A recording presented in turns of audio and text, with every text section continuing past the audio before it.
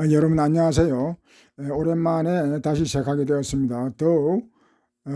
더 명쾌하고 철저하게 강독을 할 수 있도록 노력하겠습니다. 여러분들도 많은 호응을 기대하면서 바로 시작하도록 하겠습니다. 오늘 할 것은 자라투스트 머릿말 서문인데요. 요 앞에 서문부터 하도록 하겠습니다. 그런데 이 서문은 대단히 중요하죠. 대단히 중요한 내용으로서 요 니체 철학 전반을 전반적인 그런 내용을 압축해 나왔다고도 할 수 있기 때문에 대단히 그만큼 난해합니다. 난해하지만 그러나 우리가 이미 50강을 했기 때문에 큰 무리 없이 쉽게 또 넘어갈 수 있다고 생각됩니다. 이 서문은 한 10절까지 해서 한 열 몇 장밖에 안 되는데, 요 서문은 니체 철학의 어떤 그 핵심들, 이를테면 뭐 초인 권력 의지 영혼 회귀 운명애 뭐 가치 전도 허무주의 뭐 이런 핵심적인 그런 개념들을 담고 있습니다. 그러니까 이런 것들 염두에 두면서 시작하면 되겠습니다. 그럼 봅시다. 이제 요 숫자가 1 이렇게 되어 있는 거는 전체적인 요 머릿말 서문은 전체적인 스토리를 가지고 있습니다. 스토리를 가지고 있는데 요 번호가 이렇게 매겨져 있죠. 그것은 좀 이해를 쉽게 하기 위해서 제가 번호를 붙인 것 같아요. 그러나 전체적으로 이제 흐름이 있기 때문에 그걸 감안하고 이제 들어가겠습니다. 요 1절에서는 짜라투스가 뭐 내용이 다 나오네요. 내용이 나오니까 줄거리 없이 그냥 들어가겠습니다. 자라투스트라는 서른이 되었을 때 고향과 고향의 호수를 떠나 산으로 들어갔다. 여기서 그는 10년의 세월을 지치지도 않고 정신과 고독을 즐기며 살았다. 하지만 마침내 신경의 변화가 일어났다. 어느 날 아침 동이 트자 그는 자리에서 일어나 태양 앞으로 걸어나갔다. 그리고 태양을 향해 이렇게 말했다. 그대 위대한 별이여, 그대가 빛을 비춰준다 하더라도 그것을 받아들일 준비가 없다면 그대의 행복은 무엇이었는가. 그러니까 요 이제 니체가 자라투스는 니체의 이제 대변이죠. 대변인 분신 뭐 이렇게 보면 되는데, 자라투스가 이제 그 철학을 하는데 산으로 올라가 가지고 산에서 한 10년을 고행을 합니다. 10년 수행을 합니다. 그런데 이 이제 고향을 떠난다는 거, 고향을 버리고 산으로 들어가고 이제 요 동굴 또 밑에 동굴로 이제 들어갑니다. 그럼 요 이제 고향을 왜 버렸는가? 그럼 고향을 뭐 버리더라도 사람들은 다시 되돌아가려고 하는 거는 기소 본능, 기향 뭐 그런 게 있는데, 요 니체는 고향을 완전히 버립니다. 그러니까 고향을 되돌아가려고 해도 되돌아갈 고향이 없다는 거죠. 여기서 이제 고향은 정신적인 고향이죠. 지금 우리의 현실을 보더라도 그 시골이나 도시나 뭐 차이가 없습니다. 자본주의에 물들어 가지고 너무나도 이제 퇴락한 그런 모습을 보이기 때문에 현대인들은 사실 고향도 없고, 대부분 또 도시 출신들이죠. 고향도 없고, 도시를 고향이라고 하기는 뭐하죠. 고향이라고 그러면 전통적인 어떤 그런 자연 속에 있는 그런 게 이제 고향인데, 그런 것도 없거니와 있다 하더라도 옛날에 그 인간적인 정서 그런 것들이 다 상실되었기 때문에 현대인들은 고향을 잃어버렸다고 이제 그런 얘기를 합니다. 니체도 이제 그런 시각을 이미 150년 전에 그런 생각을 이제 가지고 고향을 떠났다. 이거 뭐 대단한 용기가 필요하죠. 고향을 떠나고, 그리고 10년 세월을 지치지도 않고 이렇게 고독도 이제 요거는 뭐 목숨을 거는 고독이죠. 여기서 이제 뭐 고독, 정신, 뭐 즐기며 살았다 이렇게 했지만, 니체는 요 책을 짜라투르 이렇게 말할 때 이 책을 집필하는데도 거의 목숨을 걸고 자기 온몸을 다 바쳐서 이 책을 집필했습니다. 그렇기 때문에 우리도 요 책을 우리가 읽으면서 좀 더 경건한 뭐 진지한 그런 자세, 물론 경쾌한 뭐 그런 것도 필요하지만, 하여튼 그 초연이 목숨을 걸고 이런 책을 집필했기 때문에 우리도 좀 더 좀 심대한 심각한 그런 어떤 마음 자세를 가지고 이렇게 들어가는 게 좋을 것 같습니다. 정신과 고독이라고 이렇게 말은 쉽게 나와 있는데, 이 사실 고독을 즐기기는 쉽지가 않죠. 보통 사람들은 고독을 다 피합니다. 요즘 현대인들은 고독하다 하지만 그 고독과 또 외로움은 다르죠. 외로움에 다 지쳐서 그렇게 살아가지만 고독할 줄 모릅니다. 고독이라는 것은 어떤 고립되어서 스스로 어떤 고행을 자처하는 뭐 수행을 위한 고독, 그런 의미이기 때문에 이 고독은 아무나 할 수 없죠. 그래서 현대인들은 외로워하면서 고독을 도피하기 위해서 여러 가지 중독에 걸리고 현실 도피, 뭐 여러 가지 중독 현상이 있죠. 뭐 노동 일 중독부터 해가지고 뭐 놀이 중독, 뭐 여러 가지 게임 중독, 뭐 여러 가지 술, 담배까지 해가지고 그런 중독에 걸려들고 하는 것들이 이제 그런 외로움을 견디지 못해서 그런데 요런 이제 수행자 이런 초인이 되려고 하는 사람은 그런 고독을 니체 같은 거는 10년이라고 하는 이 30에서부터 40까지 10년 세월을 고독하게 그러나 어떤 그런 철학이 있기 때문에 그것을 또 즐길 수도 있다는 겁니다. 여기서는 정신이라고 하는 것은 뭐 정신, 서구에서는 정신이라는 것이 정신 이상의 정신, 그러니까 뭐 어떤 신성 그런 것도 이야기합니다. 그러니까 어떤 신성의 경지까지도 이제 있었다 그런 얘기죠. 그리고 이제 정신 그러면 진선미, 철학적 정신이니까 진선미를 이제 그걸 새기면 좋겠습니다. 그리고 변화가 일어났다. 이제 한 10년 만에 이제 변화가 일어났다는 겁니다. 그래서 10년 동안 수행했고 어느 정도 이제 해탈의 경지에 들었기 때문에 이제 요 변화는 뭐 그런 변화도 되었고 이제 산에서 수행을 끝냈기 때문에 이제 세상 속으로 이제 내려가겠다. 그런 변화, 그런 결심도 이제 뜻한다고 보겠습니다. 갑자기 이제 태양이 나오는 이유는 그만큼 이제 태양은 원래 이제 진리 뭐 그런 것을 서구에서는 상징하는 게 있었기 때문에 여기서 이제 태양이 나와서 이제 어떤 그런 진리의 어떤 그런 경지에 들어섰다라는 그런 암시를 준과 함께 여기서 또 이제 요 태양과 만물 대상이라고 받아줄 존재, 그러니까 대상이죠. 주체와 대상이라고 하는 요 서구에서는 그런 이분법이 횡행했는데 니체는 그런 이분법을 깨고 만물과 태양이 하나라고 하는 거, 하나의 관계 속에서만 존재 가치가 있다는 것입니다. 그러니까 태양이라고 아무리 그 위대한 별이라 하더라도 별 중에서도 별이죠. 큰 별이죠. 그런 별이라 할지라도 대상이 없으면 그 존재 이유가 가치가 없는 것입니다. 사람도 마찬가지예요. 아무리 위대한 사람도 민중이 없고 그런 대상 함께하는 사람이 없다면 그건 아무 의미가 없는 것입니다. 그러니까 자연 뭐 불교 연기법하고 해당되는데 우주 만물이 다 관련성을 맺고 있고 그런 관련 하에서 존재하기 때문에 뭐 각 별이 각자 이런 홀로 존재하고 그런 것은 의미가 없는 거. 홀로 존재할 수 없을 뿐더러 그런 건 아무 의미가 없다는 그런 어떤 니체의 서구 행위상학, 이분법적 행위상학을 그런 파괴하는 파괴선언을 하는 그런 의미도 있다고 하겠습니다. 요 태양과 대상 존재. 그리고 또 요 태양은 상징적 의미도 있기 때문에 뒤에 가면 또 이제 비유적으로도 쓰입니다. 10년 동안 그대는 나의 동굴로 떠올랐다. 그러니까 요 이제 그대는 태양이죠. 나의 동굴로 떠올랐다. 그러나 나와의 독수리와 나의 뱀이 없다면 그대는 자신의 빛과 그 빛의 길이 싫어지고 말았을 것이다. 우리는 아침마다 그대를 기다리고 그대로부터 얻는 충만. 그러니까 요 이제 구체적으로 이제 나와 독수리와 뱀, 요 독수리와 뱀은 니체의 어떤 그 평생 가는 그런 어떤 동반자, 동지라고 할 수 있습니다. 요 뭐 독수리 동물이 무슨 동지냐 이렇게 할 수 있는데 니체는 독수리와 뱀을 인간보다도 오히려 더 위대한 그런 존재로 봅니다.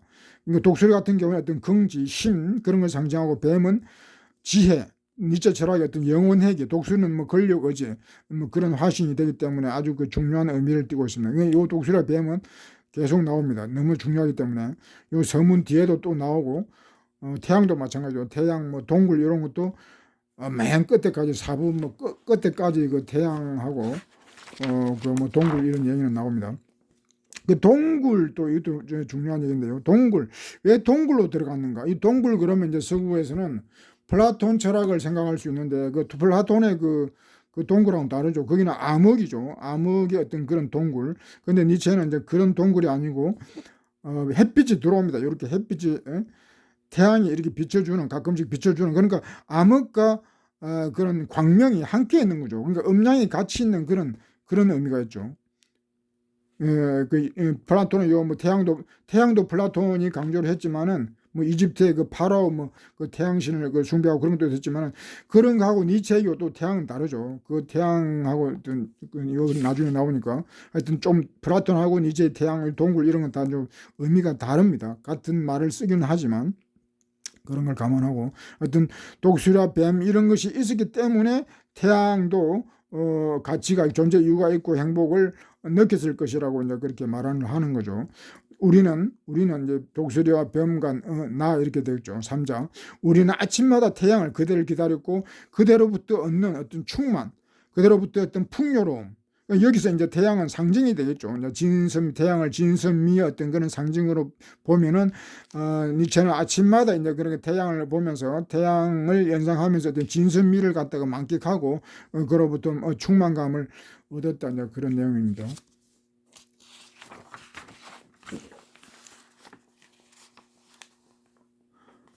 충만의 대가로 그들 축복에다 그래서 축복도 해주었다는 거죠. 보라 나는 너무도 많은 꿀을 모은 벌처럼 나의 지혜에 지쳤다. 그러므로 이제는 나를 향해 내미는 손들이 있어야 되겠다. 이제 태양은 이제 그 니체의 어떤 베푸는 그런 도덕을 상징하는데, 니체도 이제 10년을 고행을 하면서 철학을 했기 때문에 엄청난 많은 지혜, 꿀이라는 것은 여기서 지혜죠. 엄청난 꿀을 그걸 모았고, 그것을 이제는 세상에 베풀겠다는 것입니다. 그래서 나를 향해 그런데 베풀고 싶은데 먼저 그렇게 하기도 뭐하고 누가 그렇게 좀 손을 내미는 손이 있었으면 좋겠다. 그것을 지혜를 좀 얻고자 하는 사람, 그런 갈구하는 사람이 좀 있었으면 좋겠다. 그런 소망을 얘기하는 거죠. 그러나 그런 게 이제 없으니까 니체는 먼저 베푼다는 것입니다. 내가 먼저 베푼다. 나는 베풀어주고 또 나누어주고 싶다. 베풀어주고 나누고 싶다. 그 니체의 이제 베푸는 도덕, 니체의 도덕을 뭐 보시의 어떤 그런 도덕 또는 베푸는 뭐 그런 도덕을 하는데, 이제 조건 없는 무조건 한없이 그렇게 주는 거죠. 한없이 퍼주는, 뭐 적당히 주는 게 아니고 자기의 모든 것을 다 주는, 다 바치는 그런 나눔의 그런 덕입니다. 인간들 가운데서 현명한 자들이 다시 그들의 어리석음을 기뻐하고 가난한 자들이 다시 그들의 넉넉함을 기뻐할 때까지. 그러니까 요 이제 지혜를 이제 니체는 철학을 이렇게 뭐 베풀어 준다, 가르쳐 준다 그래도 되죠. 뭐 요즘 뭐 그런 말을 기파하는 사람, 뭐 가르친다 이런 말을 좀 싫어하는 사람들이 많은데, 하여튼 가르침을 주고 받고 하는 거, 그런 것은 중요한 것입니다. 니체 같은 경우는 이 인류의 스승이라고 해도 전혀 손색이 없는 그런 위인이기 때문에 우리가 니체의 어떤 그런 가르침을 기꺼이 받을 수 있는 거죠. 인간들 가운데 현명한 자들이 많지만 니체가 볼 때는 현명한 자들이 오히려 어리석은 자들이라는 겁니다. 그러니까 현명한 자들에게는 자신의 어리석음을 깨닫게 해서, 그래서 이제 기쁘게 하는 거죠. 원래 요 철학을 하고 학문을 하는 이유가 학문을 하면 할수록 모르게 된다는 거예요. 모르게 된다는 사실을 아는 겁니다. 그러니까 무지를 자각하는 게, 그게 바로 학문의 어떤 기본 자세죠. 소크라테스 같은 경우에 이미 뭐 너 자신을 알라 그런 얘기를 했지만은, 학문을 하면 할수록 자기가 모르는 것을 발견할 수 있어야 그게 이제 학문을 하는 거죠. 좀 학문 좀 했다 해서 다 안다, 나는 현명하다 이렇게 해버리면 안 되고, 그래서 니체는 이제 어리석음을 지적해주고 어리석음 느끼게 해주겠다는 겁니다. 그러나 그것도 기쁨이죠. 자기 무지를 깨닫는 것도 기쁨이기 때문에 기쁘다고 한 것이고, 가난한 사람들이 다시 그들의 넉넉함을 기뻐할 때가, 요건 또 가난한 사람들은 항상 괴롭지만은 철학을 함으로써 배움으로써 가난한 그 자체가 가난이 아니고 풍요로움, 오히려 부자다. 그러니까 마음이 부자, 요 뭐 정신승리 그런 차원이 아니고 마음이 부자, 얼마든지 부자는 있을 수 있다는 거죠. 가난, 그 물질적 가난 그런 거는 문제가 안 되고, 정말 문제가 되는 건 정신이 가난한 거죠. 정신의 빈곤, 철학의 빈곤, 그런 것이 정말 가난한 사람인데, 현대인들은 뭐 그런 것은 차치하고 정신적인 뭐 빈곤 그런 거 이루 말할 수가 없는데 물질적 풍요만 이제 노리는 겁니다. 근데 니체는 그게 아니라 그런 물질적 가난도 물론 그것도 극복하면 좋겠지만, 그보다 더 중요한 게 정신적 가난을 갖다가 극복하고 마음이, 정신이 풍부해야 된다는 겁니다. 그렇게 니체가 해주겠다는 겁니다. 그렇게 가르쳐주겠다, 나눠주겠다. 그러면서 기뻐하게 하도록. 그러기 위해 나는 저 10년으로 내려가려 한다. 그 저녁마다 바다 저편으로 떨어져 하늘을 비추어주는 그대처럼 그대 넘쳐는 별이여.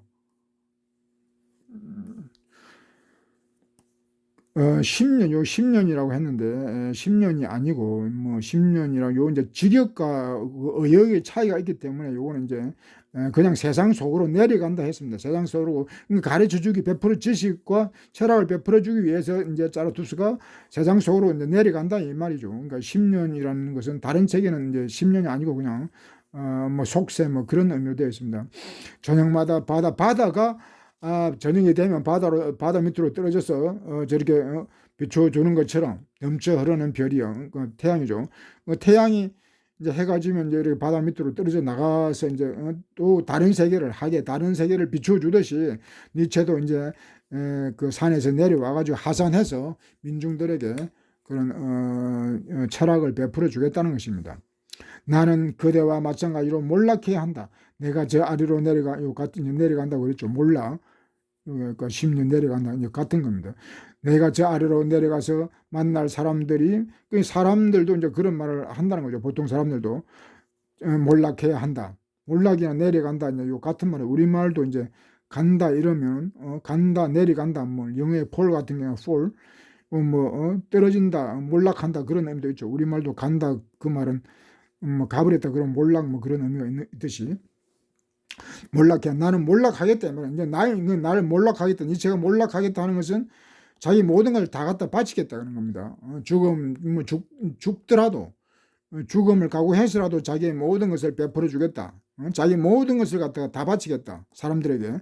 그러니 나를 축복해다. 이런 사람 축복해 줄 말 하죠.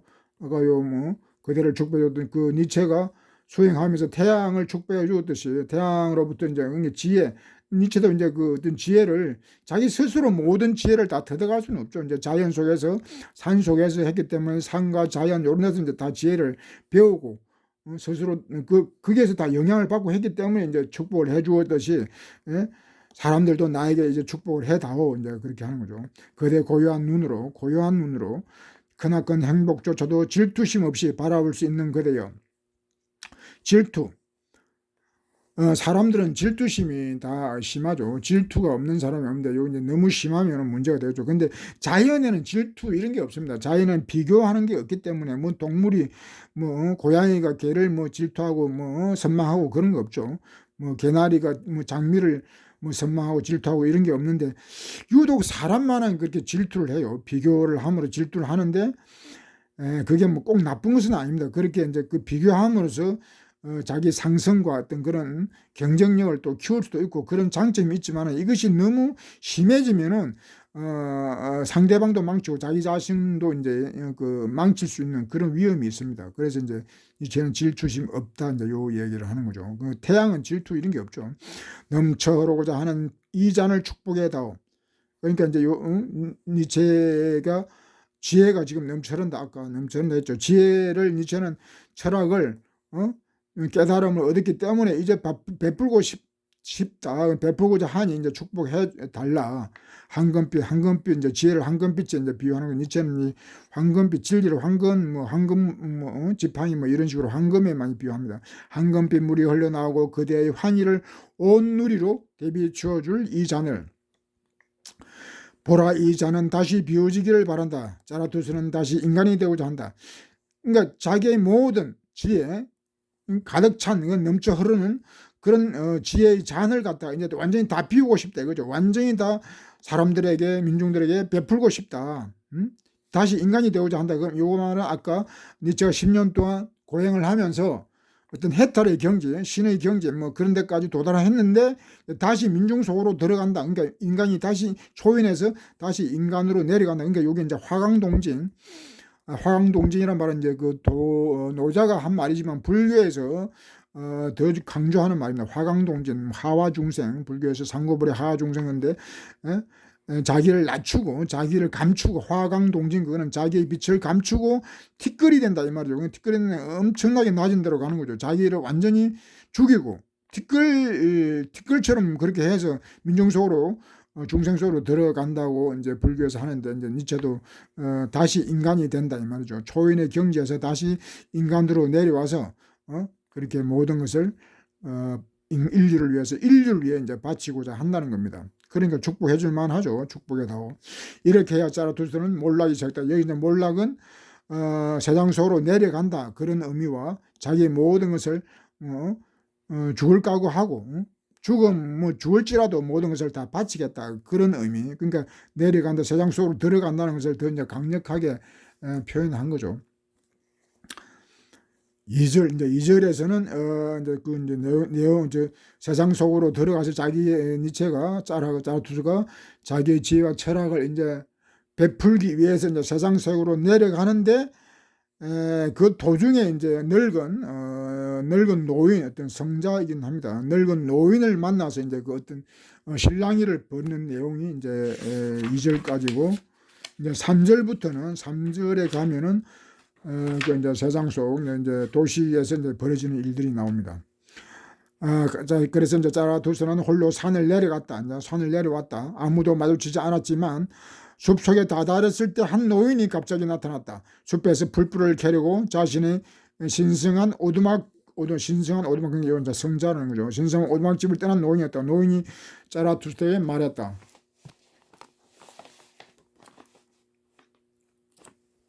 이 방랑자는 낯설지가 않네.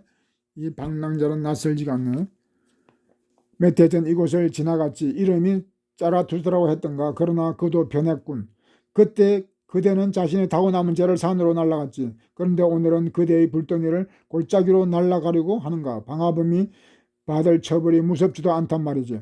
그러니까 요 이제 노인 성자, 늙은 성자가 자라투스가 이제 산으로 올라가는 걸 그때도 이제 봤다는 얘기죠. 봤는데 지금 이제 한 10년 만에 이제 또 되도록 내려오는 것도 지금 이제 목격을 하고 지금 이야기를 거는 겁니다.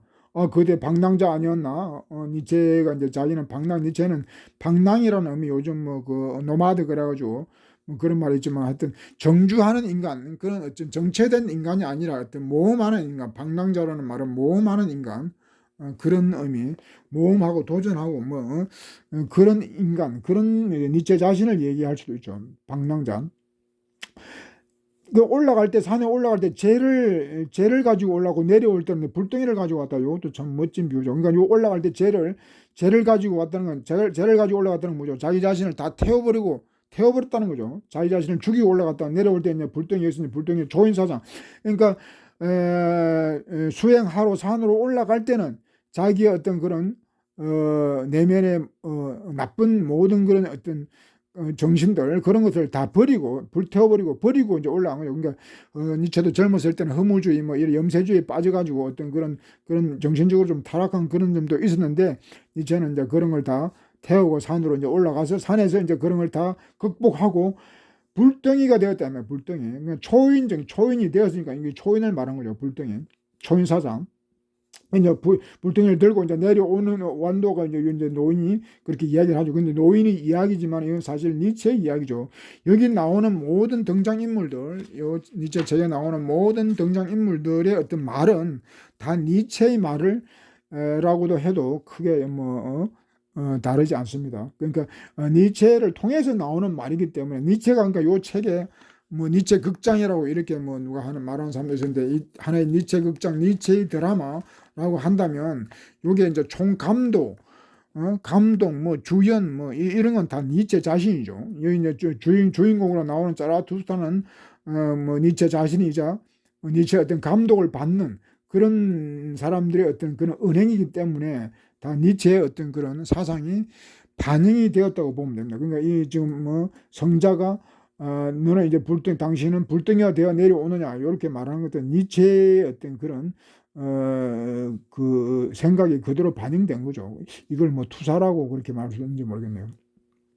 하여튼 그 방화범, 그 불덩이, 이런 방화범이죠. 불덩이라는 것은 세상에 불을 지른다. 그러니까 그 위험한 사상, 조인 사상은 위험하기 때문에 그런 사상을 세상에 퍼뜨린다 그러면은 그거는 대단히 위험한 불 지르는 거하고 같다는 거죠. 그러니까 그것은 처벌이 두렵지 않느냐 이렇게 말하는 거죠. 그래 분명 자라투스라 맞군. 눈은 맑아지고 입가에 이기음 말까면 살아서 마치 춤추는 자체는 걸어가지 않는가. 이제 춤추는 가벼운 이제 아이가 나오죠. 춤추는 자라투스는 변했다. 많이 완전히 환골탈태를 한 거죠. 산으로 올라갈 때와 내려갈 때는 완전히 덕도를 해탈을 했기 때문에, 다른 건 이제 아이가 되었다면, 초인이 됐다 이 말이죠. 이제 여기서는 각성이라고 했는데, 각성 이 말은 뭐 반성 그런 뜻이 아니고, 각성 완전히 해탈, 뭐 큰 깨달음을 얻었다, 이제 그런 의미로 이제 각성입니다. 아이가 되었군. 각성. 그런데 아이는 초인을 상징하니까요. 이제 그런데 이제 잠든 사람들에게도 가서 뭘 하자는 건가?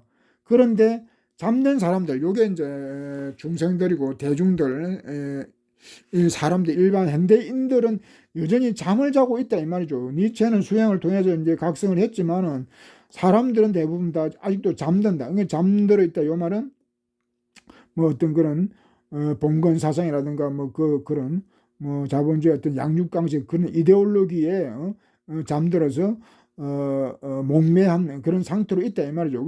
이런 몽매한 상태에 있는 사람들을 그리고 철학을 통해서 이렇게 깨닫게 하는 것은 쉽지 않으니까 그걸 뭐 포기하라 이제 그런 내용. 지금 이 늙은 성자가 이렇게 하는 말입니다. 계속 인용 보이죠. 여기까지는 인용인데 그대는 마치 바다 속에 있듯이 고독 속에서 살았고 그 바다가 그대를 품어주었지. 그런데도 그대는 무태 오려려 하는가? 그대는 다시 자신의 몸을 질질 끄고 다니려 하는가?